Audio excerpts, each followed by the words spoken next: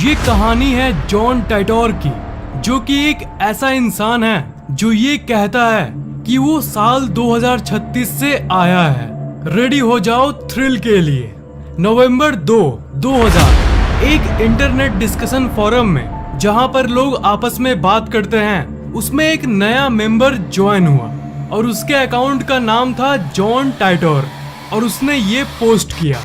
Hello दोस्तों, मैं एक टाइम ट्रेवलर यानी समय यात्री हूँ और मैं साल 2036 से आया हूँ। साल 1975 में गया था एक IBM 5100 कंप्यूटर लेने, क्योंकि साल 2036 में हमारे टीम को उसकी जरूरत थी। और 1975 से 2036 वापस जाते समय मैं बीच में साल 2000 में रुक गया हूँ, क्योंकि मुझे देखना है कि पास्ट कैसा था और Y2K नाम की एक कंप्यूटर प्रॉब्लम को भी मुझे देखना था। इस मैसेज ने पूरी इंटरनेट को हिला कर रख दिया था, पर ज्यादातर लोग तो यही मानते थे कि ये कोई फेक प्रोफाइल वाला आदमी है जो सिर्फ पब्लिसिटी और फेमस होने के लिए ऐसा कर रहा है। ज्यादातर लोगों ने तो इसे सीरियसली नहीं लिया। फिर उसकी पोस्ट का रिप्लाई करते हुए बहुत लोगों ने कहा कि अगर तुम सच बोल रहे हो तो इसका कुछ प्रूफ दो हमें। और उसके बाद उसने जो भेजा उसने सबके होश उड़ा दिए। उसने उस टाइम मशीन का डिजाइन पोस्ट किया और यहाँ तक कि उस टाइम मशीन की एक्चुअल फोटोज को भी पोस्ट की। ये देखकर सभी की होश ही उड़ गए। किसी को समझ नहीं आ रहा था कि ये क्या हो रहा है। जॉन टाइटोर का ये कहना था कि वो एक आर्मी है साल 2036 में और उसके दादाजी IBM कंप्यूटर कंपनी में जॉब करते थे और इसलिए उसके कॉन्टैक्ट्स, उसकी जान पहचान IBM में थी। और IBM कंप्यूटर ही एक ऐसी चीज थी जो उसकी भविष्य की कंप्यूटर प्रॉब्लम को सॉल्व कर सकती थी। इसलिए वो टाइम मशीन की मदद से वापस आया था 1975 में।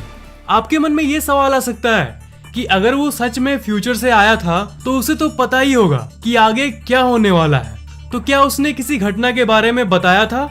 जी हाँ, यही तो अजीब बात है। उसने बहुत कुछ बताया था। जॉन टाइटोर ने एक पोस्ट किया था जिसमें उसने कहा था कि पेरू में एक बहुत ही बड़ी अर्थक्वेक आने वाली है। एंड गेस व्हाट, उसके उस पोस्ट के कुछ महीनों बाद ही 23 जून 2001 में पेरू में इतिहास का सबसे भयंकर भूकंप आया।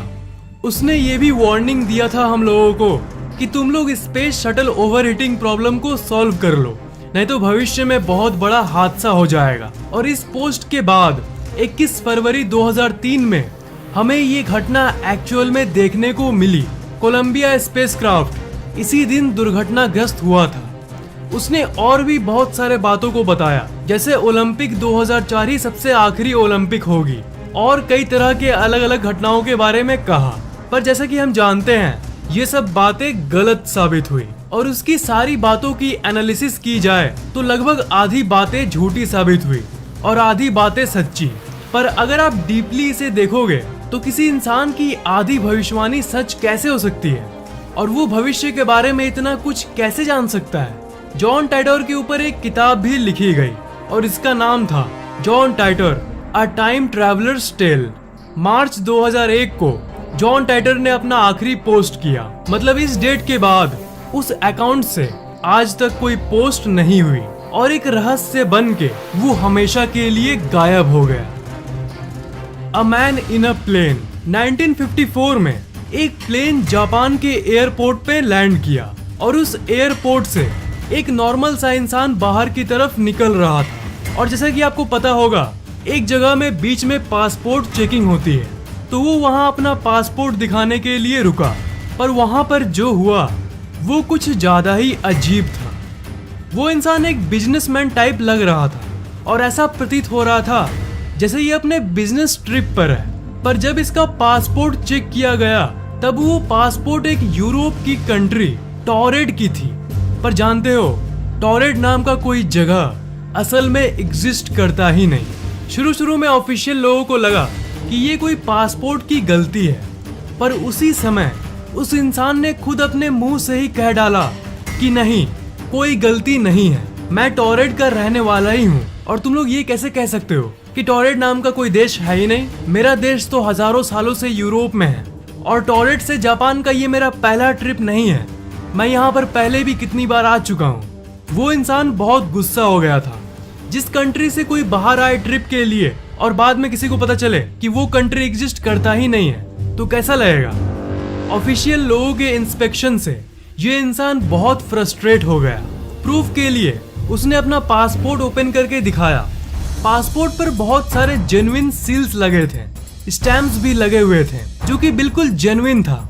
और यहाँ तक जापान का स्टैम्प भी उस पासपोर्ट पर था, जो उसके हिसाब से उसने तब लिया था जब वो यहाँ पर किसी बिजनेस रीजन के चलते आने का प्लान बना रहा था। उसके पास एक लाइसेंस भी था जिसके ऊपर कंट्री का नाम टोरेड लिखा हुआ था।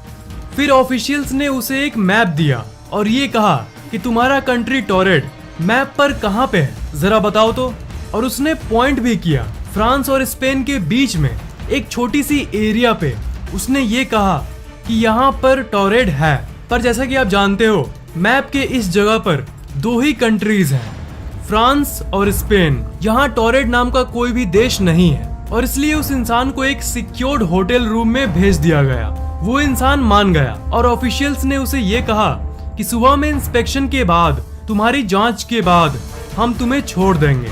तब उस रात के लिए उसे एक होटल रूम में भेज दिया गया फुल सिक्योरिटी के साथ। अगले दिन ऑफिशियल्स वापस उस इंसान को लेने आए। जब उन्होंने उस रूम को खोला तब उन्होंने देखा कि वो आदमी गायब था। ये बहुत अजीब बात है कि इतने फुल सिक्योरिटी के बावजूद भी वो इंसान कैसे भाग सकता है। रात भर सिक्योरिटी गार्ड्स ने उस पर नजर बनाए रखा था, पर वो रहस्यमयी तरीके से गायब हो गया। और जो लाइसेंसेस और डॉक्यूमेंट्स ऑफिशियल्स ने उस इंसान से लिया था, वो सब वो जो ऑफिशियल्स के रूम में रखा गया था, वो भी किसी रहस्यमयी कारणवश वो भी गायब हो गया। पर इस घटना के बारे में कहीं उतनी बात नहीं की गई, न्यूज कवरेज या अटेंशन दी ही नहीं गई। इस घटना के 35 साल बाद इस किताब के जरिए, जिसका नाम था द डायरेक्टरी ऑफ पॉसिबिलिटीज, लोगों को इस घटना के बारे में पता चला। और एक किताब जिसका नाम था स्ट्रेंज बट ट्रू, उस किताब में भी इस घटना के बारे में जिक्र किया गया। इस घटना को कोई भी आज तक नहीं समझ सका कि ये आखिर हुआ क्या था। बहुत सारी थ्योरीज बनाई गई, पर सबसे फेमस थ्योरी ये कहती है कि ये एक दूसरे पैरेलल यूनिवर्स का इंसान था जो हमारे इस यूनिवर्स में किसी ग्लिच के चलते शिफ्ट हो गया था। पैरेलल यूनिवर्स का कॉन्सेप्ट ये कहता है कि बहुत सारे यूनिवर्सेस इस एग्जिस्टेंस में हैं। मतलब सारे यूनिवर्सेस में से एक यूनिवर्स में एक ऐसा भी यूनिवर्स है जहां पर टोरेड नाम का एक यूरोपियन कंट्री सच में है। और उसी ब्रह्मांड से हमारे ब्रह्मांड में ये इंसान किसी तरह स्लिप कर गया और फिर रात में ही वो किसी तरह अपने यूनिवर्स में वापस लौट गया था। और क्योंकि वो हमारे यूनिवर्स में कभी एग्जिस्ट करा ही नहीं था, इसलिए उसके साथ साथ उसकी जो लाइसेंस और डॉक्यूमेंट ऑफिशियल्स ने लिया था, वो सब भी गायब हो गया। दूसरी थ्योरी ये कहती है कि वो इंसान फ्यूचर से आया था। हो सकता है कि भविष्य में टोरेड नाम का कोई जगह होगा जहां से ये इंसान टाइम ट्रेवल करके जानबूझकर आया होगा, सिर्फ ये देखने के लिए कि पास्ट कैसा था। और इसके आसपास कोई ऐसी सीक्रेट डिवाइस होगी जिससे वो होटल रूम के अंदर ही अपने यूनिवर्स में वापस लौट गया। कौन सी थ्योरी सही है कोई नहीं जानता, पर ये एक बहुत बड़ी मिस्ट्री जरूर है। Mysterious incident of time slip.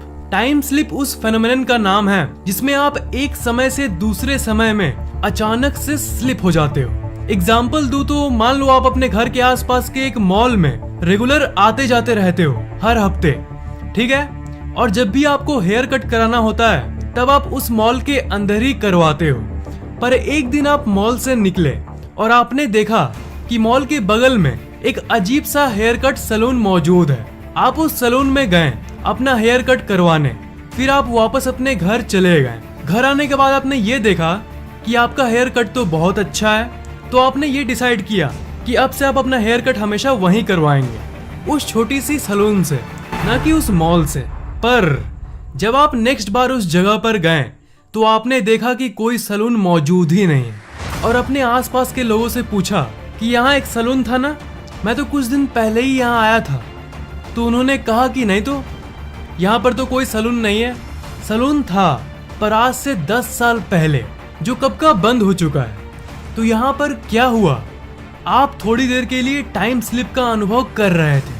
मतलब 10 साल पहले वाला टाइम आप थोड़ी देर के लिए अनुभव कर पा रहे थे और 10 साल पहले वाले सैलून में आप अपना हेयर कट करवाए थे।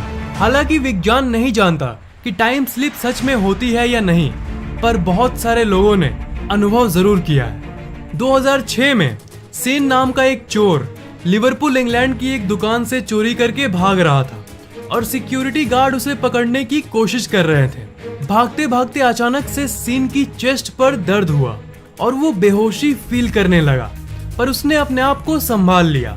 पर नीचे झुके हुए पोज से जब उसने अपना मुंह ऊपर उठाया आगे भागने के लिए, तब उसने ये देखा कि सब कुछ बदल गया है। सिक्योरिटी गार्ड गायब है और आसपास के घर और रोड पूरे तरीके से बदल गए हैं और लोग भी अजीब पुराने जमाने के ड्रेस पहने हुए हैं। फिर उसने दौड़ के एक न्यूज़पेपर की शॉप पर डेट देखा और उसने देखा कि ये 1967 है। मतलब 2006 से 1967, मतलब वो 39 इयर्स समय में पीछे आ गया था।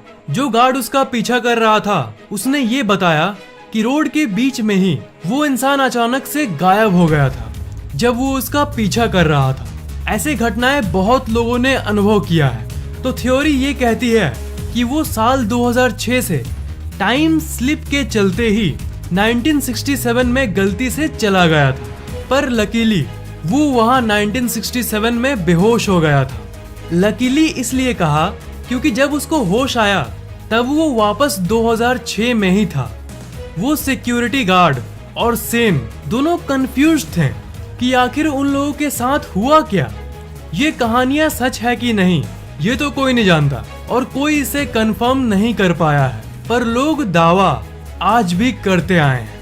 क्या आपको टाइम में पीछे और आगे जाने वाले सच्चे अनुभवों और घटनाओं के बारे में और सुनना है? इस वीडियो का एक और पार्ट लाऊं? नीचे कमेंट जरूर करना और इस वीडियो को लाइक करना बिल्कुल भी मत भूलना और शेयर जरूर कर देना। और अभी तक सब्सक्राइब नहीं किए हो तो सब्सक्राइब जरूर कर लेना और बेल आइकन को तो भूलना ही मत, उसे जरूर दबा देना।